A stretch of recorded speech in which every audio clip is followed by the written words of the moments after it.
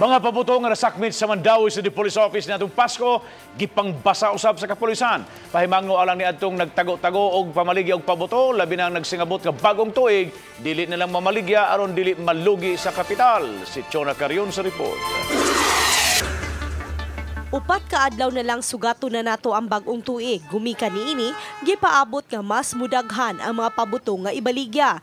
Tungod kini sa tinuuhan sa mga Pinoy nga ang mga buto-buto makapapahawa sa daotang espiritu. Apan ang kapolisan sa Dakbayan sa Mandawi subling mipahinumdom nga gidili ang pagpamaligya og pabuto sa Dakbayan.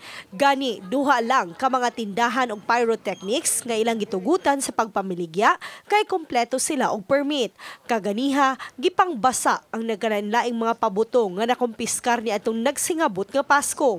Mato di Senior Superintendent Julian Intoma nga padayon gihapon silang mag-monitor o mag-roving aron pagsakmit sa gipang-display nga mga pabuto. Wala man gutay permit, wala may gihatag nga permit ang atong local officials. Kaya ayaw na lang mo og paningkamot og kapital mo baligya og ginagmay kay definitely mo roving gid ang atong kapulisan og pang i-confiscate ni siya nga mga firecrackers man ang sayang inyong kapital.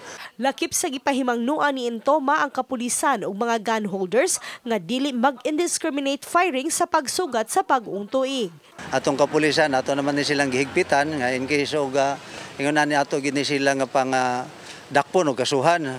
Kung kanang mga sibilya naman ato sang gitanaw ng record kinsay mga firearms holders diha sa mga area. Chona Carion, Balitang Bisdak.